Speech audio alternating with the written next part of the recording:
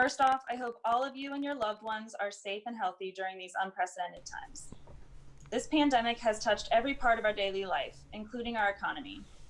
The American seafood sector has been severely impacted by the stay-at-home orders and social distancing requirements, resulting in restaurant and processing plant closures, changes in the supply chain, reduced fishing effort, and the list goes on. A big thanks to the Marine Stewardship Council for organizing this discussion and to our panelists for taking the time to be with us today. I want us to get right into our panel discussion, but a couple quick housekeeping points. All of you watching on our YouTube live page will see a chat box on the right of the video. After our moderated panel discussion, we will be taking questions from the audience. I will be monitoring this chat and present any relevant questions to the panel. It's always helpful if you could put your name and affiliation at the beginning of your question so the panelists know who they are talking to. Now, I'd like to introduce Brian Perkins with Marine Stewardship Council, who is going to moderate our panel this afternoon. Thanks for being with us today, Brian, and take it away.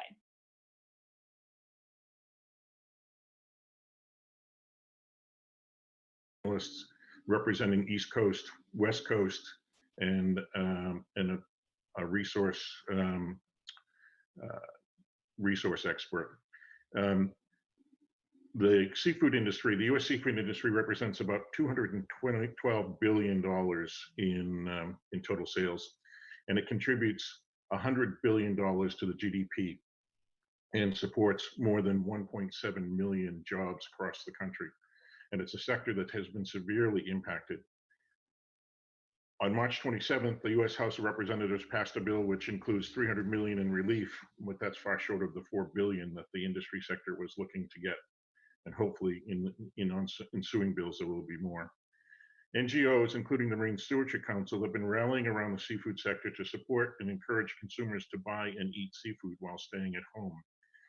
The campaign is #EatSeafoodAmerica and has helped to increase use of this fantastic protein in a time when there are meat shortages.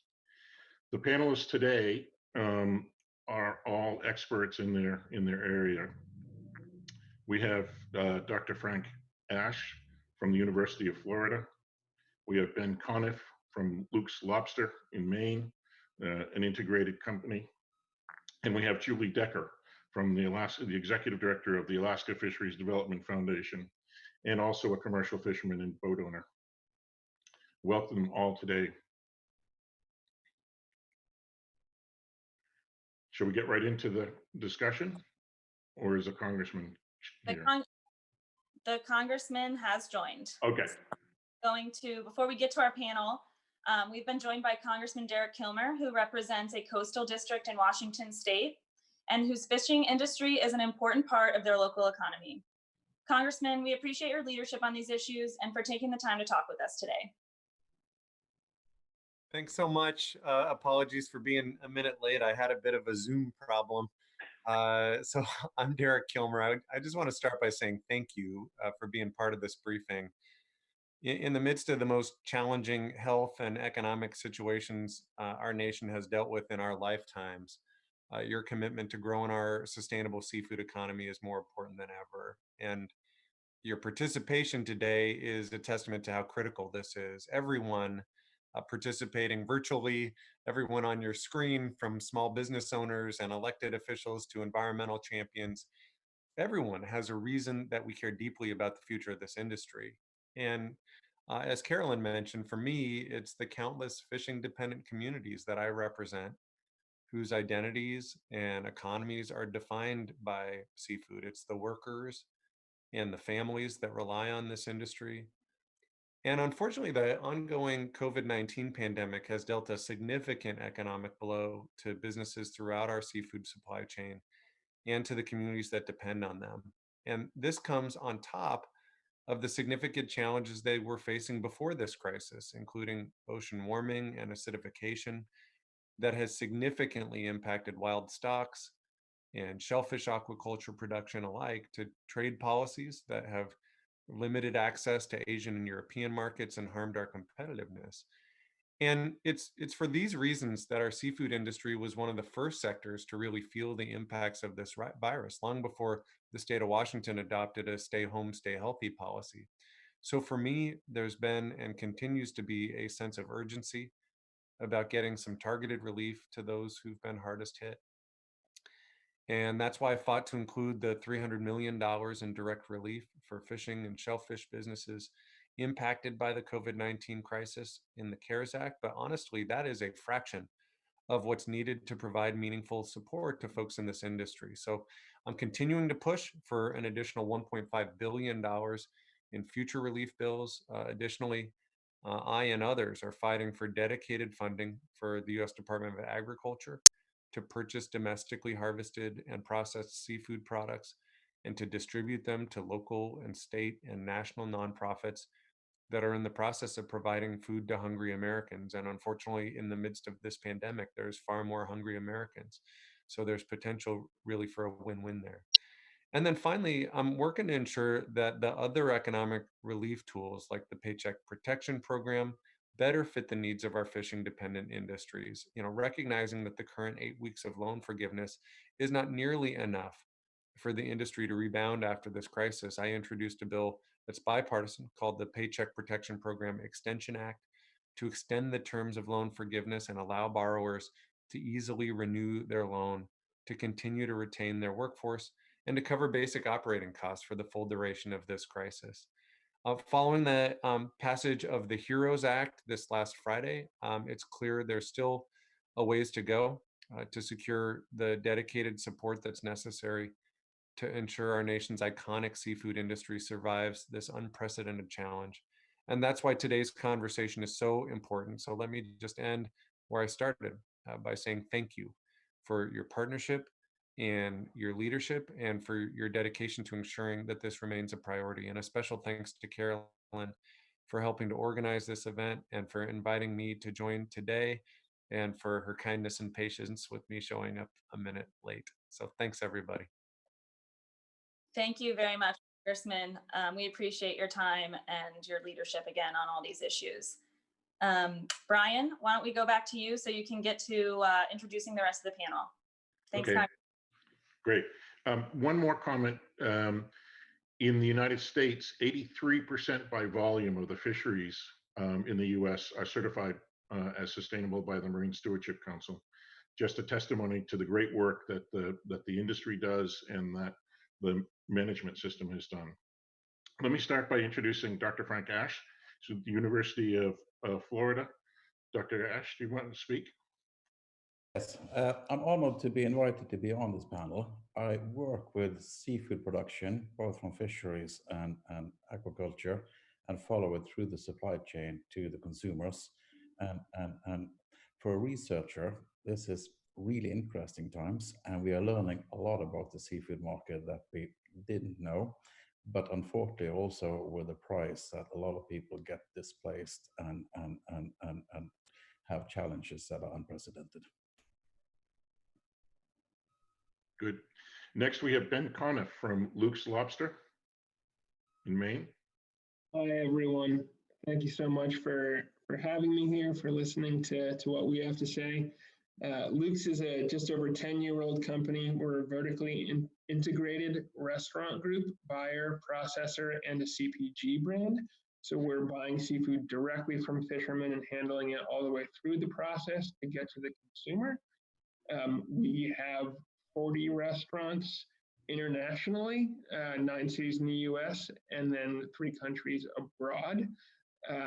And we are also selling branded products in grocery, and we have a brand new direct-to-consumer website.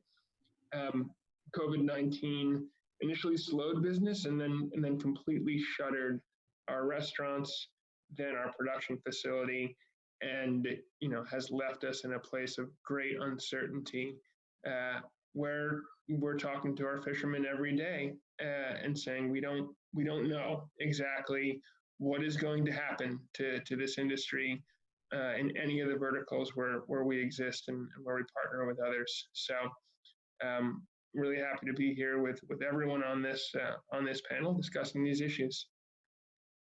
And Julie Decker, how about you? Julie is the Alaska Fisheries Development Foundation, the executive director, and as I mentioned before, also a commercial fisherman. Good afternoon. I'm glad to be here today. My name is Julie Decker, and I work for a nonprofit organization called the Alaska Fisheries Development Foundation. We broadly represent Alaska's seafood industry, including harvesters, processors, and support sector businesses. AFDF works on behalf of the entire industry in areas of research and development. We've tackled challenges such as reducing waste or full utilization of the resource, promoting product development, increasing energy efficiency on vessels, sustainability certification, social responsibility, and more recently, development of mariculture. I live in Wrangell, Alaska, which is an island of 2,300 people. We don't have great bandwidth, so I'm going to shut my video off after this, so I won't slow things down, but I'll keep my audio link. My family commercial fishes out of Wrangell, Alaska, and our children were raised on board fishing in the summers with us. Now they go to college and they come back in the summer to fish in Alaska. In Alaska, fisheries are extremely important to the economy and the social fabric of coastal communities. We have approximately 65,000 people that work either directly or indirectly in Alaska's fishing industry to produce seafood to feed the world. That's almost 10% of the population of Alaska.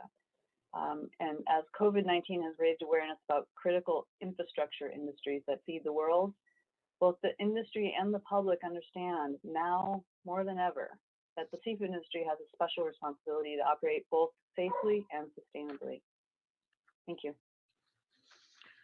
Julie, let's stick with you.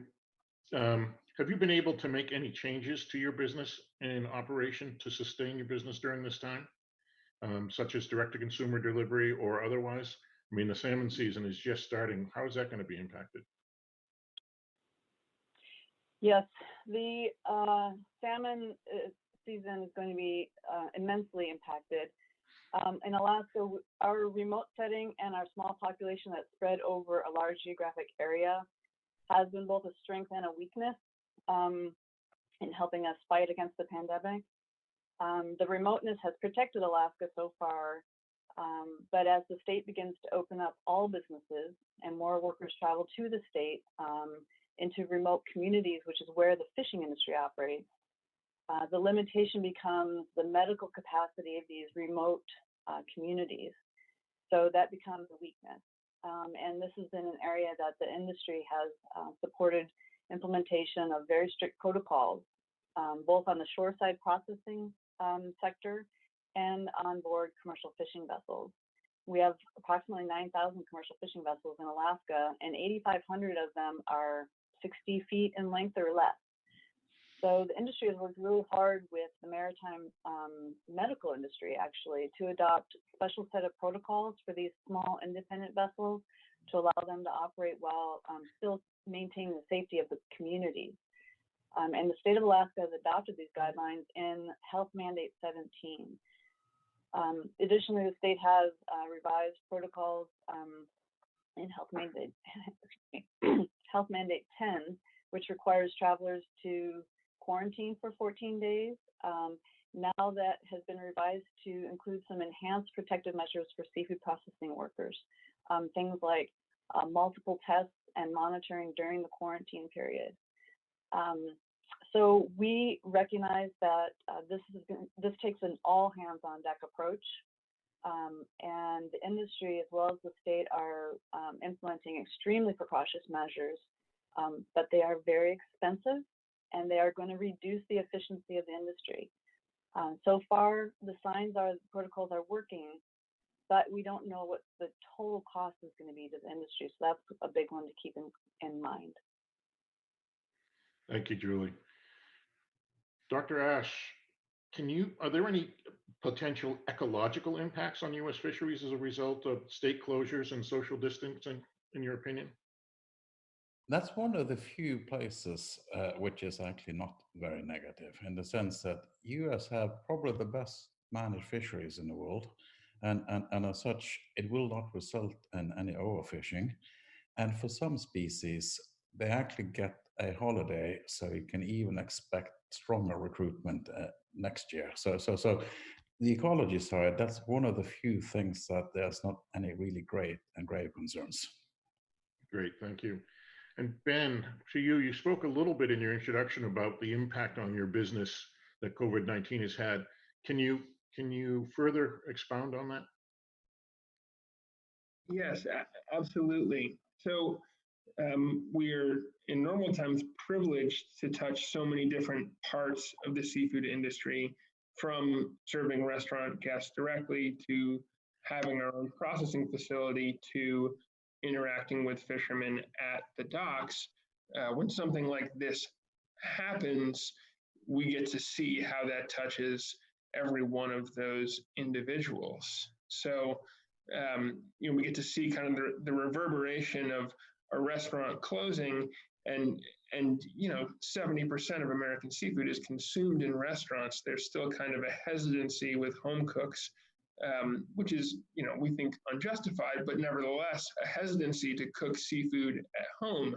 So when restaurants go away, that reverberates back up to, the folks who work in the processing plant, to the truckers who move seafood around, to all of the other services that that touch the seafood industry, and to the coastal communities that depend on that income. So when you actually get to see the knock-on effect on the overall economy, especially in a place like Maine, which relies so heavily on seafood, but also on restaurants, on tourism, the effects are really staggering.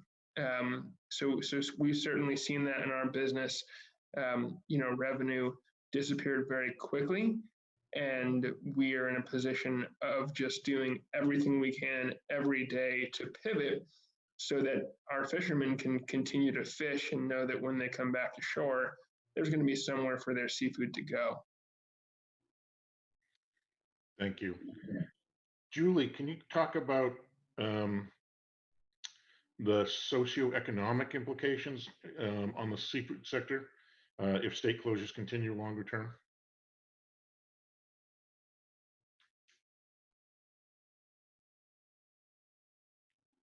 Julie?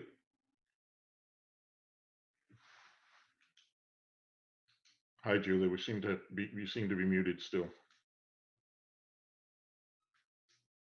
All right, let me pivot myself back to Dr. Ash.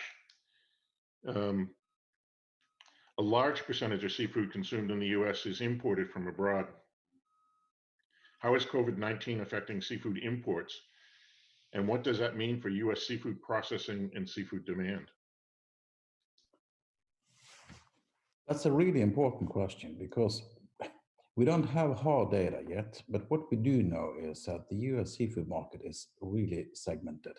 So in some segments are almost dominated by imports, while other segments are more or less exclusively served by domestic fish.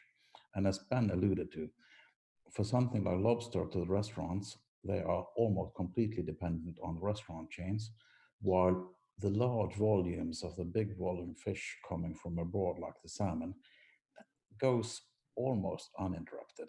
So you have a situation which is actually beneficial for some types of species, a challenge for others. And as far as we know, the import share of US seafood consumption will actually increase, which pose a challenge to the US producers to get back when their supply chains are opened up again. And on the same token, what about the export markets, Dr. Ash? It's similar in the sense that it's highly diverse. For some US seafood sectors, the export market is really, really important. And to the extent that that can be kept open, that's great. But it is a challenge, as we have heard, that in Alaska, they struggle with keeping the processing plants open, and one struggles to keep them open some of the early parts of the supply chains that allows those communities to actually serve the markets that they are traditionally serving. Okay, good. Julie, have we got you back now? Yes, can you hear me? Yes, we can hear you. Great. Great. So back, what do you think the socioeconomic implications are for the seafood sector if the closures continue? It's, you know, the number one thing we know for certain is uncertainty. And I know that sounds funny to say, but it's really true in the circumstances. We know certain impacts for sure that we're experiencing. Other things are changing literally on a daily basis. And other things that have yet to surface that we don't know yet to come.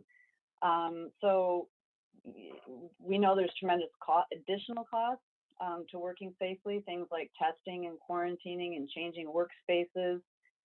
But we just don't know all the total set of impacts. And I think that's a really important message to send to this audience, is that we need continued focus and tools and resources as we move forward throughout, whether it's just this year or the near term in the year or two after this.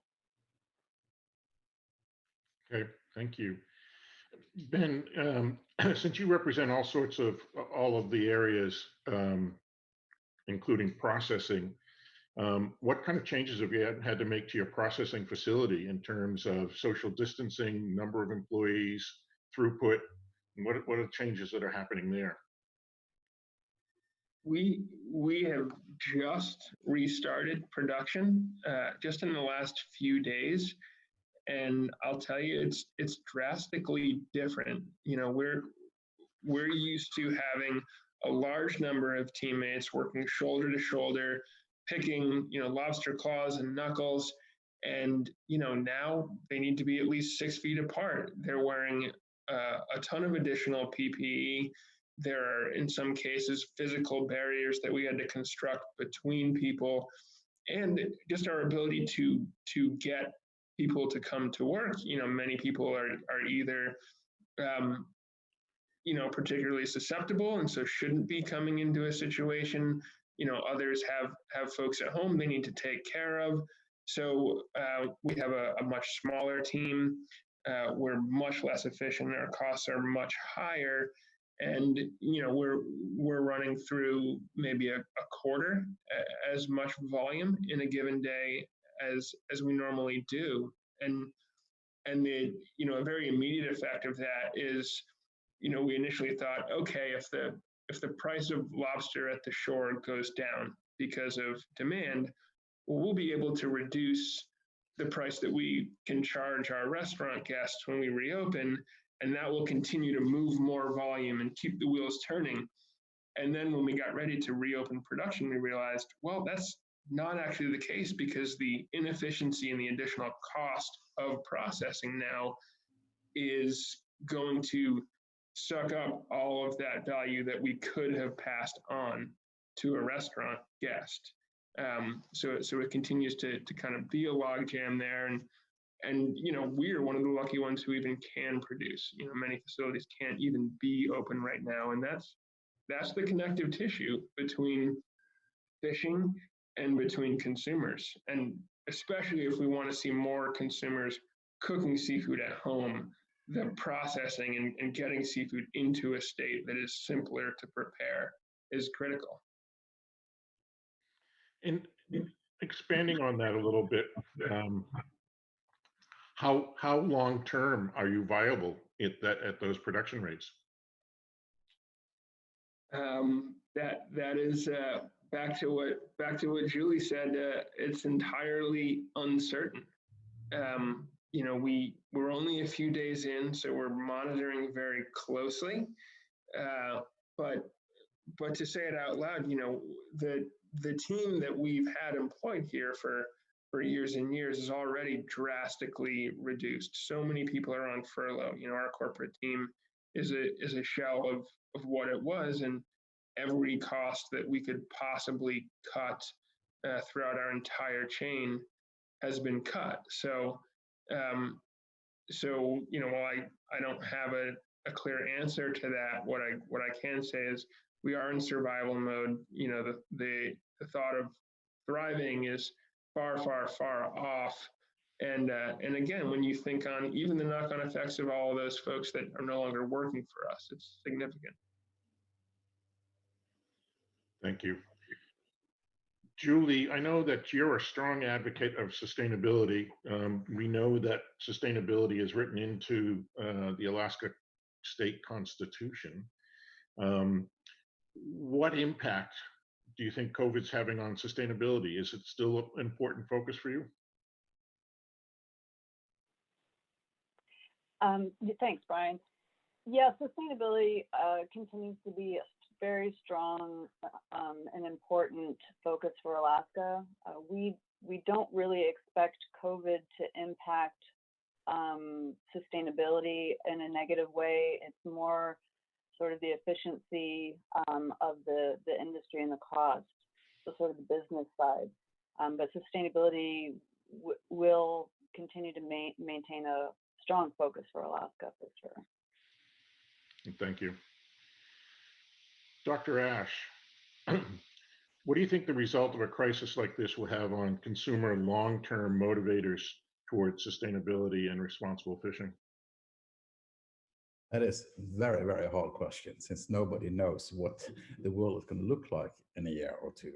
But it's definitely going to cause challenges as different supply chains are getting restructured, and consumers, even without wanting to, by changing what kind of seafood products they are buying, and particularly this increased reliance of imports, will make them consume more or less sustainable seafood than what they do in normal times. That makes sense.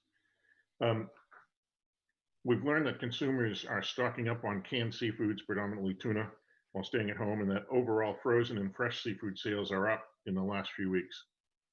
What do you want consumers to know about eating seafood at a time like this, Ben?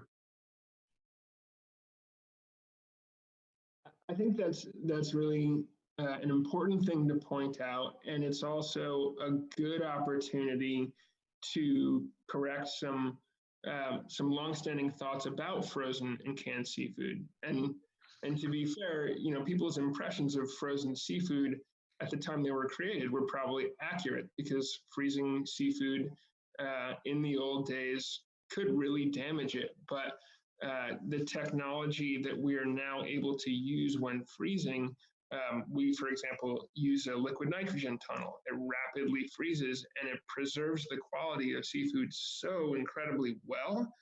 And many other producers are using similar technologies. So frozen seafood should not be written off as lesser than compared to fresh seafood. It can be done really well. The same can be said for canned seafood. So if there is an inability on anyone's part to get fresh seafood for any number of reasons, buying properly frozen seafood is a great way to continue to support the seafood industry until your access to fresh is back.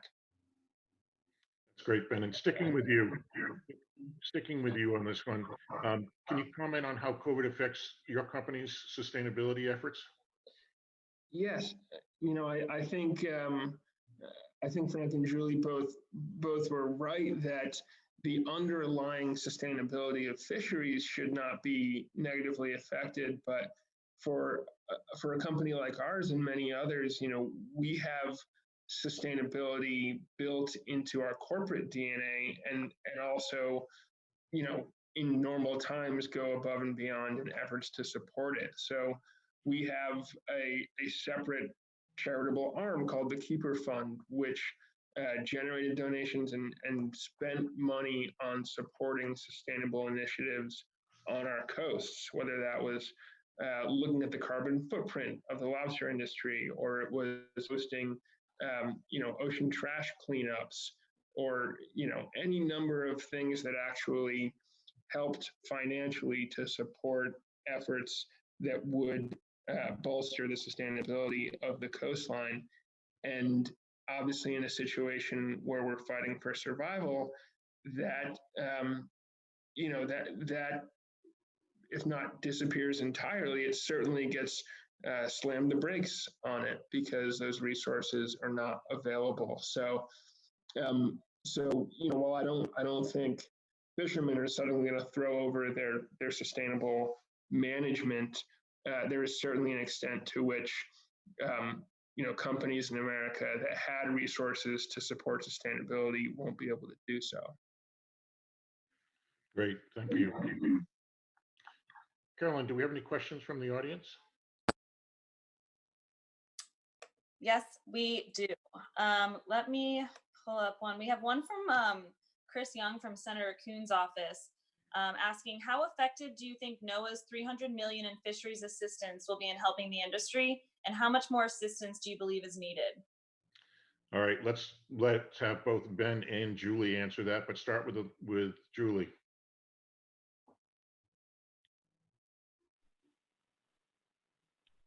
Okay, can you hear me? Yep.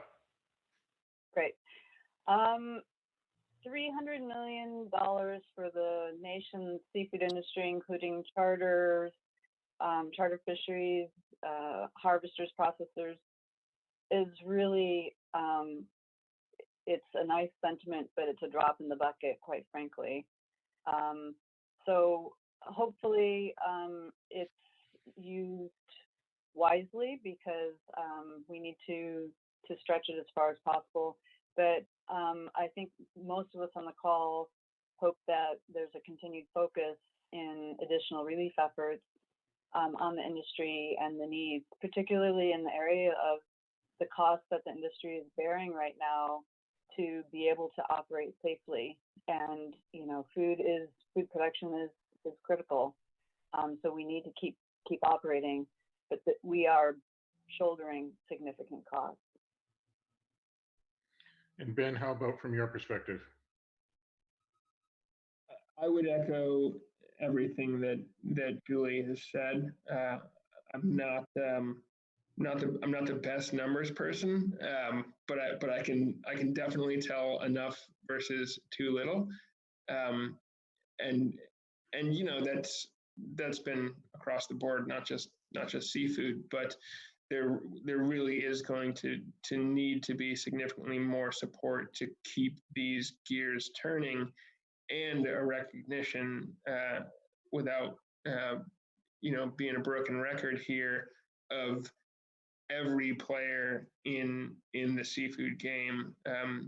It is about fishermen, but it's also about all of the other pieces of the puzzle that allow those fishermen to keep fishing, and all of those folks are going to need help. And Dr. Ash, same question to you as a resource economist. What? I can just be that record playing again. It's a great start. I think Ben's point, it is a supply chain that matters, and you need to have all the links, because if just one link is broken, the access for the fisher to the market may disappear, and it takes much longer, and it increases costs even more if they're going to have to find new market channels. Same thing for the restaurant when they're back in operation.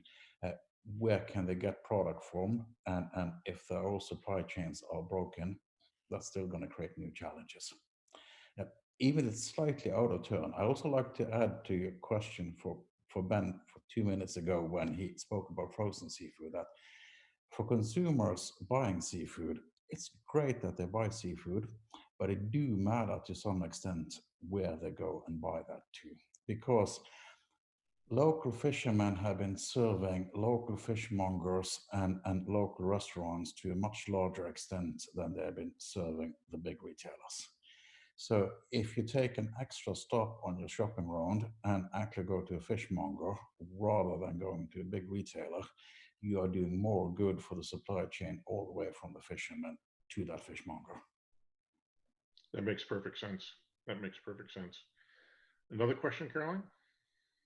Yes, this one is from the Marine Research Expeditions. It says, from our understanding, the fishing boats in and around the U.S. are still out on the water. How much decline in outgoing vessels has there really been? Julie, do you have any thoughts on that from Alaska's perspective? Yes. Can you hear me? Yep. Thanks. It has varied, I would say, by species. in Alaska, when COVID really was hitting, we had vessels on the water in Southwest Alaska participating in significant fisheries out west. However, as the impact started to roll through the food service sector, other species that are primarily a restaurant item like halibut and black cod and crab and oysters, geoduck, those things have been drastically reduced, if not put people on the beach. So, for instance, there are folks, when the halibut season typically opens up in the spring in Alaska, they're ready to go halibut fishing. Their processors have not purchased their halibut. So in other words, they coordinate with their processor, and the processor has said, no, you can't go fishing right now because we don't have a place to sell your fish, so we can't buy it from you. So that's an example, and it's varied by species, I would say, mostly. Okay. Ben, again, any perspective from Maine's perspective? Yeah, I'll use one example that we know really well. So that the Gulf of Maine federal fisheries season is surprisingly still going. It typically starts, I think, late March and is over in a matter of maybe 3 weeks, because it's a quota system, and the quota gets hit so quickly that it's done.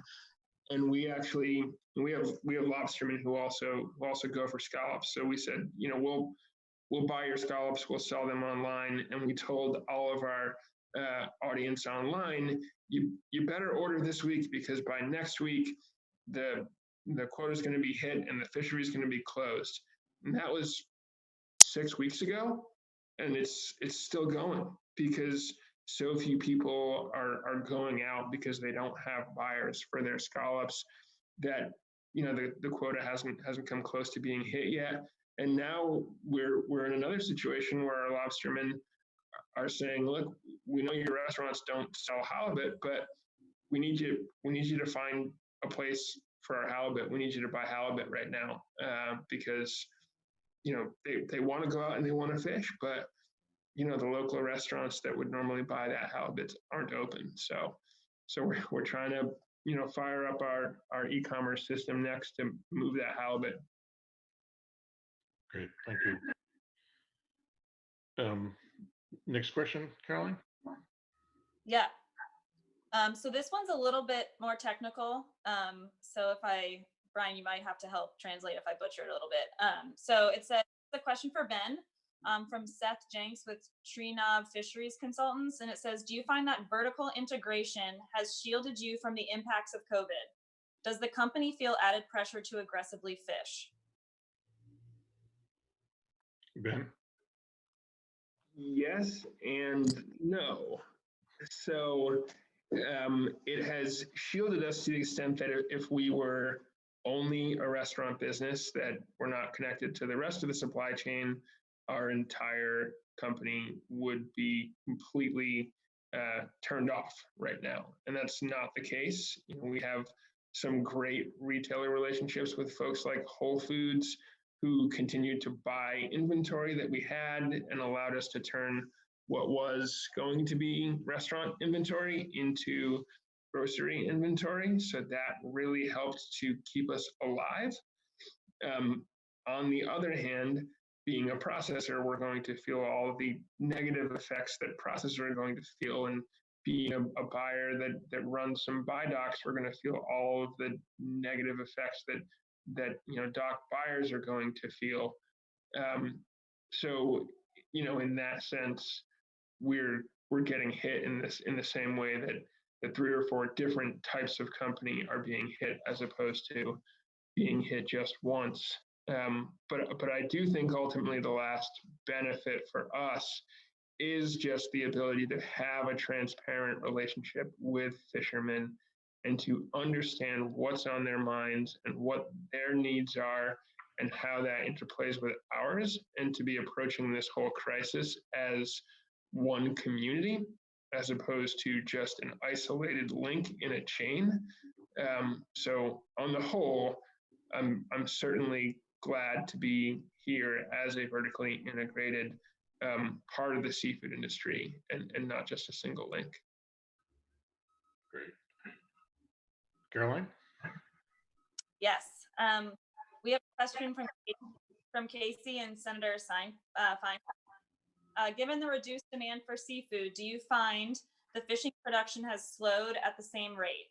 Is there excess supply? Where's the product going? Julie, let's what's your thoughts on that? Can you hear me now? Yep. Okay. I would say first, the market side is probably not my strength, but second, you know, in general, the food service supply is basically, or demand, excuse me, is basically shut off. And so a lot of businesses are trying to pivot and get into other retail type markets. And depending on how quickly you can do that, will, I think, determine a lot of whether you have excess supply in freezers or warehouses, and B, whether you can potentially turn this challenge into an opportunity. And there may be instances for some opportunities in the seafood industry to embrace some of these changes that may turn out to be trends, and so to speak, long-term changes. But again, that goes back to uncertainty in the industry. We just don't know if this will be a short-term blip, or if it will be sort of the start of some long-term trends. And Frank, do you have any thoughts on that question?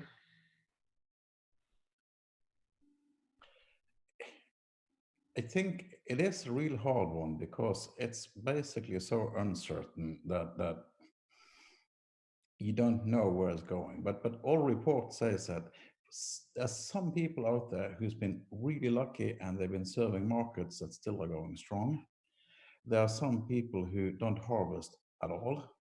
And there are some people who can harvest and sell at strongly discounted prices. So it's really who you are, which species you happen to deal with, and even within fisheries, who did you traditionally did business with? Because again, we don't have hard data, but all evidence is that sales of seafood for Whole Foods and a big chunk of the retail is up by 10 to 20%. So in a way, if you have that link to start with, things may not be that bad. But if you only serve restaurants, really bad. Sorry that, yeah. If you're producing gooey duck and used to export it all to China, it's very hard to learn Americans to eat gooey duck. And I think that Seattle is the only city in the US where you actually can get gooey duck on the menu. While if you're having a nice big white fish fillet, a shot at redirecting your product is much bigger. Thank you. Caroline?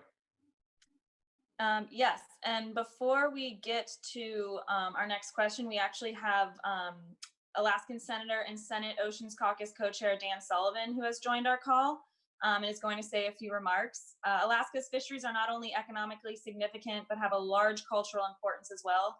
So Senator, thanks so much for taking the time to be with us today.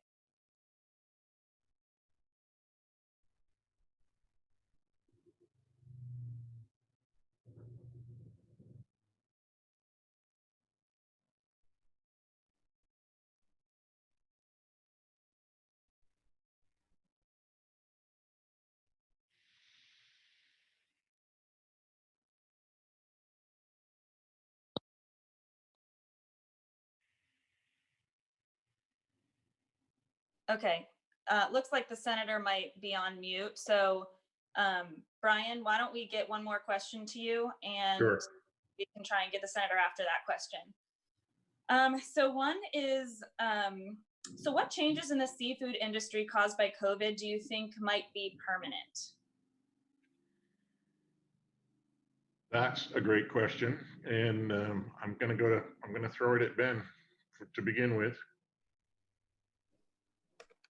I think, we definitely don't know, of course, but when you look at the restaurant industry, the effects may be very long lasting in terms of how quickly people are comfortable crowding into a tight, loud environment with lots of other people again.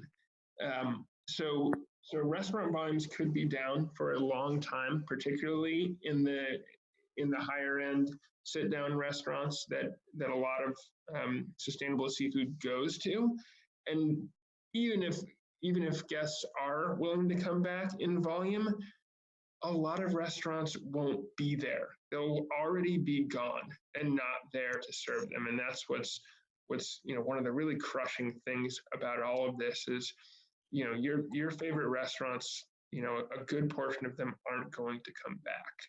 And that is, for those people at least, going to be permanent. Spinning to what I think is a positive that I believe is going to be permanent, that is the sense that seafood is this mystical substance that we don't know how to cook at home and we have to rely on a chef for. That is going to dissipate to some extent. People, because they're quarantined at home, because they're taking risks and experimenting in their kitchens, are going to realize that it's not impossible to cook seafood well, and that in fact it can be just as easy and simple as cooking other things well. So I do think that the positive effects of more home cooking of seafood are going to be long lasting. Dr. Ash, do you have any thoughts to add on that? Not really. I thought Ben did that really well, and it's going to be really hard. But yes, stronger retail, and unfortunately, that also is that the supply chains that serves retail, which tends to be dominated by big companies and big players, they are probably doing relatively well these days, while it's the small, much less resilient supply chains to the small fishmongers and the restaurants that where the real challenge is, and where it's really uncertain both how many and how fast they will come back. Thank you. Carolyn? Yes. So we have a question. Has there been any silver linings to the impacts we're seeing? Sometimes hard times can lead to innovation or new markets. Julie, any thoughts on that?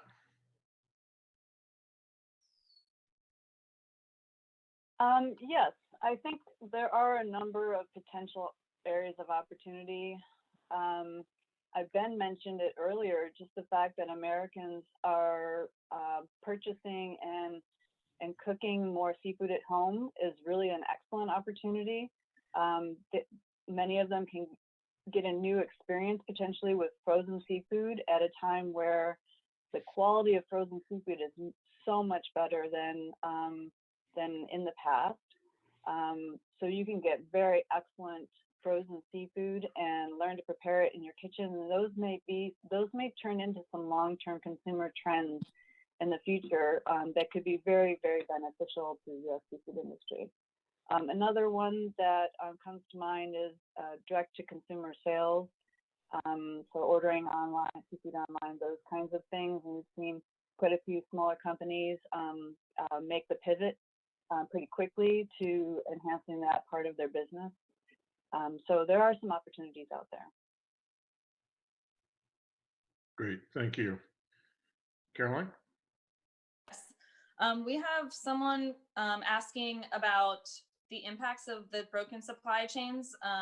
So kind of asking if it will result in better fish stocks, but then also potentially its impacts on more IUU. So maybe a lack of regulations or standards in terms of trying to up the seafood production again.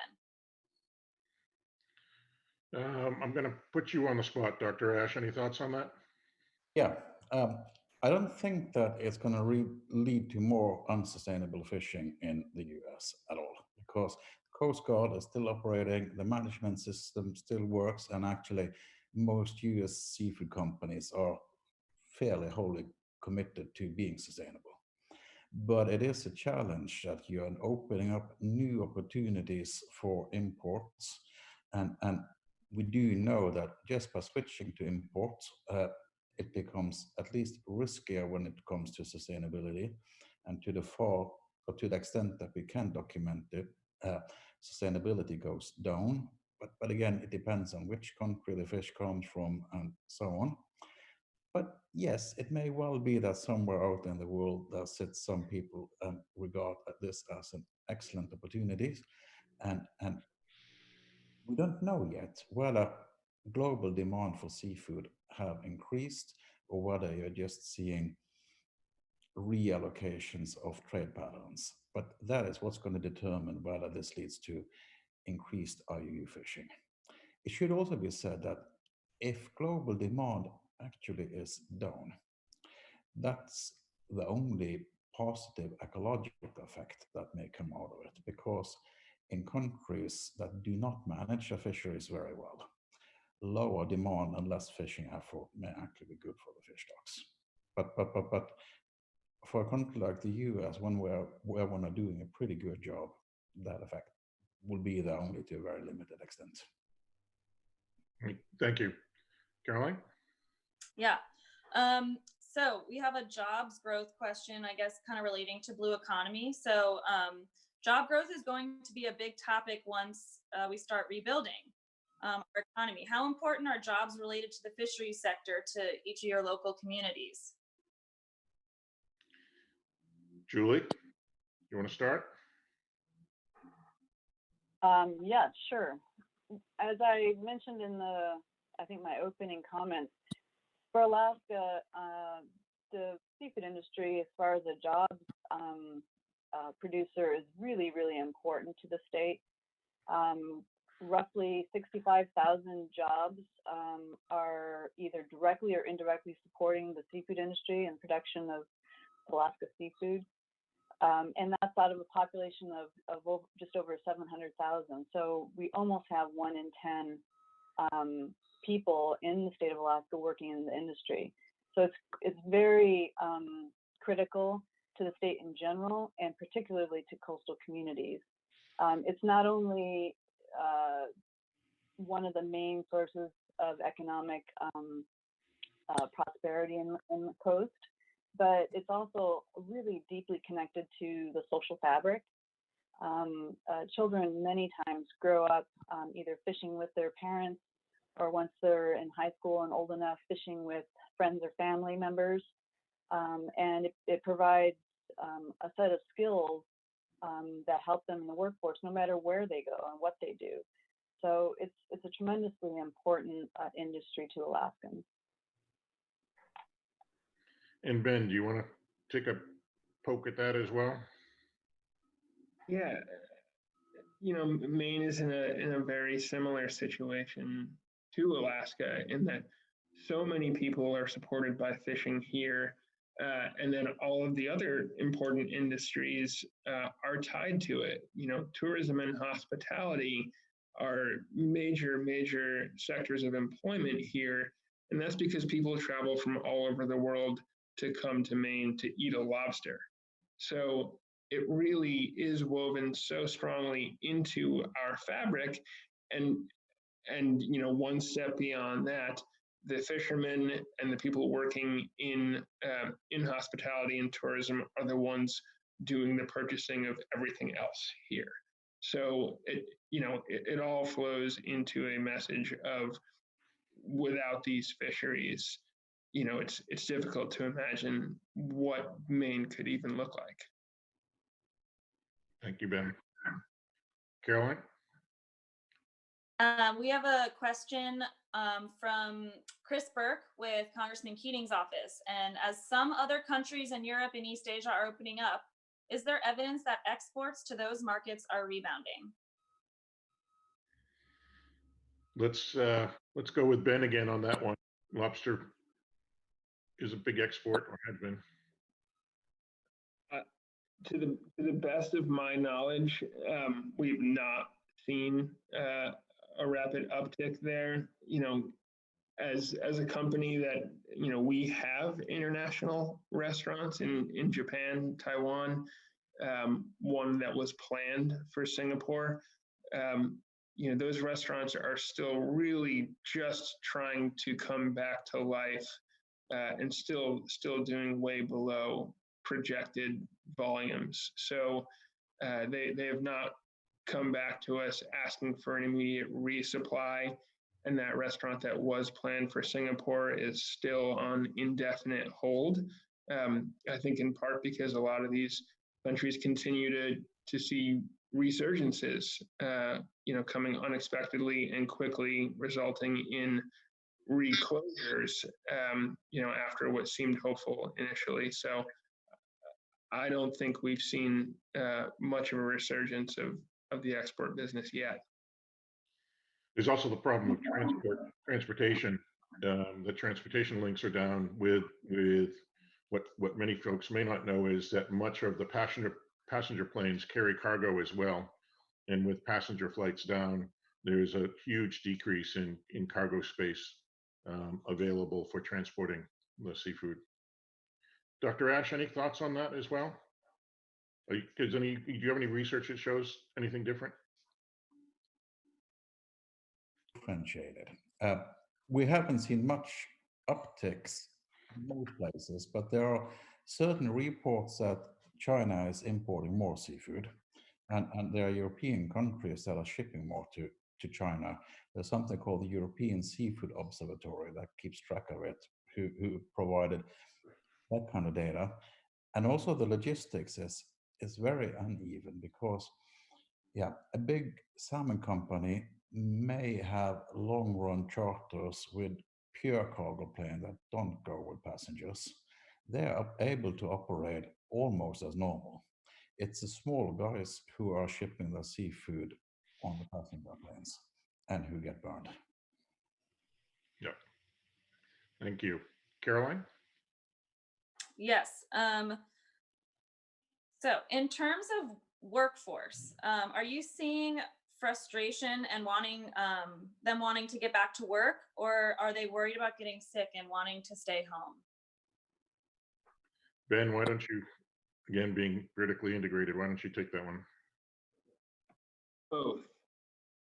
It really is such an individual decision and attitude, and it is so dependent on your personal and your family situation that we are seeing, you know, a wide variety of responses between people who just can't wait to get back at it, and others who may be immune compromised and can't, or may just be, you know, worried they'll bring something home to their young kids or to their older parents. So it's you know, you have to really handle every single individual conversation as just that, and be sensitive to the needs of every single employee, and do your best to accommodate each person's needs and wishes. Thank you very much, Ben. Okay. Brian, I think we finally do have the senator back from earlier difficulties. So Senator Sullivan, he's the senator from Alaska and the Senate Oceans Caucus co-chairs. So Senator, if you're still on, we'd love to hear from you. Yeah, CAROLYN, thank you very much. And I want to thank you and the Oceans Caucus Foundation and the Marine Stewardship Council for organizing this important gathering to say a few words. And, you know, one of the issues that I care deeply, deeply about for Alaska, for America, is the sustainability of our fisheries and the health of our oceans, and navigating all these issues during these very challenging times. I know Julie Decker's on the panel today, So hi, Julie. I know she does a great job for our fisheries back home. Look, I'll just kind of give you a quick update, but as probably many of you have heard, and I know all my Senate colleagues have heard, I kind of remind them on a very, very regular basis. My state's economy is really importantly tied to our fisheries. Our coastal communities are, and really for America, you know, Alaska constitutes over 60% of all the wild seafood harvested in our country. That's 60. So we are the superpower of seafood, I like to say. And of course, this pandemic has raised all kinds of different challenges. If you saw the CARES Act, there's a number of things kind of weaved into it that I will just say up front that the Alaska delegation worked really, really hard to get in there. So, you know, whether it's the PPP program that could be accessed by the fishing community, whether it's the unemployment insurance, unfortunately, we're seeing a giant spike in claims for unemployment insurance in Alaska, just like we are throughout the rest of the country. But fishermen were included in that, which is not normal. And then a $300 million relief fund specifically for fisheries. That and the focus on the airlines and farmers were the only specific industry relief funds in the CARES Act. We worked hard to get that in there. And so we also made sure that there was appropriations for NOAA to continue their operations and safety while performing the critical missions that are so important for America's fisheries, which is fishery surveys and data collection that, as you guys know, are essential for sustainable fisheries, and something that I've been very, very focused on the Commerce Committee. So we've had you know, our commercial fishing industry, our recreational and sport fishing industry are all kind of normally at this point really, really poised to take off. We have a lot of challenges, as you can imagine, everything from communities that want to make sure they're feeling safe to processing workers for some of our fish processing facilities. And what we've been trying to do in that regard, and this is literally something I raised with the president about 4 weeks ago, and then the administration has been, I think, very helpful in this regard, but really surging resources to our state to help with this, these communities and this important industry. What I said to the president and the vice president and their team, Secretary Mnuchin, the chief of staff at the White House, was there has been a lot of focus, and I think it's completely fine, on the industry in America that harvests food, that processes food, and then gets it out to Americans by the millions and millions and millions and billions of pounds. And that's been highlighted a lot. Usually that's when people think about the way I described it, that's the farmers. We love our farmers and our ag community. They do a great job. But what I have been doing with the leadership of the Trump administration is saying, well, there's another group that does the exact same thing, harvest a great product, take risks in doing it, processing it, and then getting it out by the hundreds of millions, if not billions of pounds to Americans too, and that's our fisheries. So we just had a senior official from DHS, Dr. Eastman, who did a tour throughout Alaska with our Chief Medical Officer, Dr. Ann Zink, on this issue where, you know, that I had raised about, again, surging resources, whether it's testing, whether it's additional medical personnel, to be ready for a summer fishing season. So I haven't gotten the readout yet from them, but what I was telling the folks in Alaska was, hey, we should really shoot the moon in terms of our asks. We do have the support at the highest levels of the White House to have these resources to make sure we have a safe summer season. And so that's one area where we've been focused. The other is just making sure that with regard to regulations that we're, particularly in the era of this pandemic, that we are doing things smartly. Let me give you one example where we reached out to NOAA and NIMS and said, you know, we've been really pushing for electronic monitoring with regard to our observer programs on boats and fishing vessels. But if there was ever a time that we could use a little regulatory forbearance on the observer program, where you actually have to have an additional body on the ship or the boat, it would be now.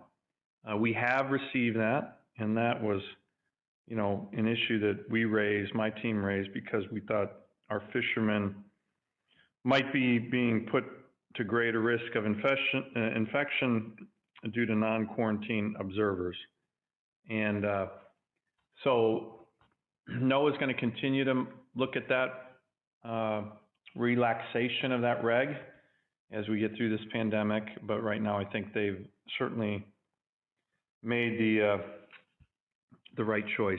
And then finally, again, for our industry, you know, it's a challenging time just because all the restaurants are shut down. Alaska wild seafood is the best in the world. Restaurants from all over the world, literally from all over the world, want it, desire it, request it. And of course, that's a challenging time with regard to markets, both in America, but also internationally. And although we're in the middle of this pandemic, we're still continuing to very strongly advocate for fairness in our trading relationship, particularly with partners. Maybe I wouldn't call them partners, but markets like Russia and China. I've raised just in the last couple of weeks with Secretary Ross, Ambassador Lighthizer, the ongoing challenges we have with regard to the Chinese market with the major tariffs on Alaska imports, and then the ridiculous challenges we have with the Russians, who I think many of you know have completely shut down exports of all American seafood into their market. My view is we should retaliate similarly as some of their imports are starting to eat into our market share, which is just not fair. It's not reciprocal. So I've had a number of discussions, my team and I, just in the last couple of weeks with Ambassador Lighthizer, Secretary of Commerce Wilbur Ross. And then finally, you know, we are going through challenges, but I think some of the things that we're continuing to do on the sustainability and ocean cleanup side, and I think you guys have been a great supporter of the work that Senator Sheldon Whitehouse and I have done with regard to our Save Our Seas Act, which was passed into law 2018. The President signed that in an Oval Office ceremony. We encouraged him and the administration to put ocean cleanup responsibilities in all new trade agreements, which they did in the new NAFTA.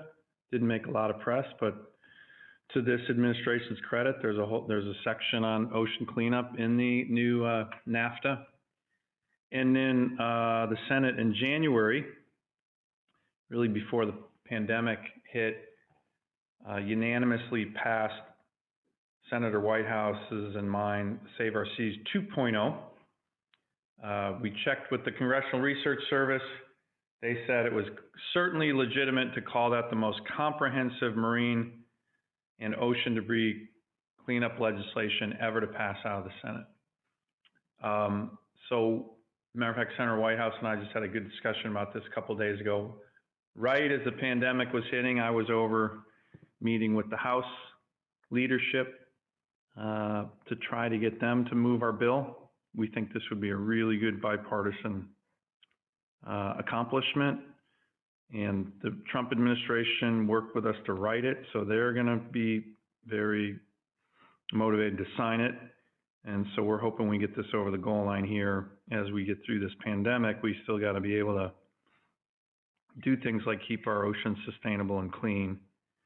And so this will be a continued priority for me. We've also, more parochially, in Alaska, we've had this issue of what we call the transboundary mining issue, where the Canadians, who have a lot of mines on the other side of our border in southeast Alaska, have not always been good partners, despite, you know, Prime Minister Trudeau and his high-profile environment minister talking a good game. They've actually had a mine, the Tulsa Chief mine near Juneau, that's been spewing toxic pollution into the Taku River for like 30 years. So I went to Ottawa with, unfortunately now, it's kind of a sad issue with our former Lieutenant Governor, Byron Malott, who recently passed away. Oh, it's very sad. Very important Alaskan. My wife's is cousins with the former Lieutenant Governor's wife. But we went to Ottawa to really press the Trudeau administration on cleaning up the waters in Southeast Alaska and providing us more clarity, transparency on their mines there. And I've raised this issue since that time twice in meetings with the Prime Minister of Canada here in DC. And to their credit, the Canadians are finally starting to clean up that mine. They put a couple $1 million into it.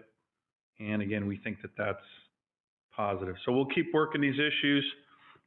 I want to thank all of you for all that you're doing. These are issues that really shouldn't have any political party label. One of the things that I've been very pleased about in the Senate is that the Oceans Caucus Foundation, the Oceans work that we do here is very, very bipartisan. And it even gets senators who are from what we would call square states, not to be pejorative, but states with no coastline, also get highly motivated on this, which is great. So we'll keep working it. It's actually a good news story. As we get through this pandemic, we're going to continue to focus on it. So thanks again, Caroline, for letting me have a few minutes to just give you guys an update. Julie, I hope you're doing well. And we'll keep working this. I look forward to seeing everybody at the NOAA Fish Fry here, where we can eat great Alaskan seafood and drink a couple of beers, hopefully not in the too distant future, and not do it virtually. Agreed. Thank you, Senator, very much, and for your time. And I think that's a great way to wrap up this call. I'll go ahead and also give Brian an opportunity to have any closing thoughts. And otherwise, thank you, everyone, for tuning in. And we look forward to our next one. Brian? Thank you, Caroline. First, I certainly want to thank the panelists for taking the time out of their days to participate in this. I think they've given us a lot to think about, a lot of interesting information, and I hope it's been well received. Also want to thank all of you who are online who've taken time to do something virtually yet again. And thank you very much for participating. And finally, be well and stay healthy. Thank you.